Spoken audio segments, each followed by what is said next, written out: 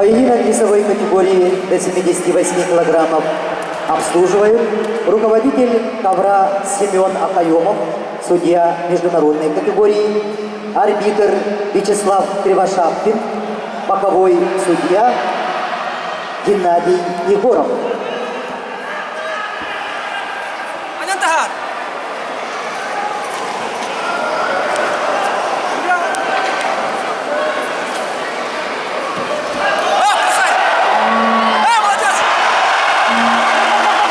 Поединок весовой категории до 78 килограммов ведут в красном трико Лейтон Брикс, штат Орегона, Соединенные Штаты Америки.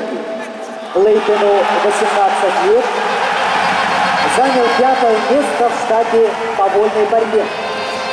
Его соперник в синем трико Алексей Ефимов. Алексею 18 лет, победитель Республиканского фестиваля борьбы «Игры Отуров».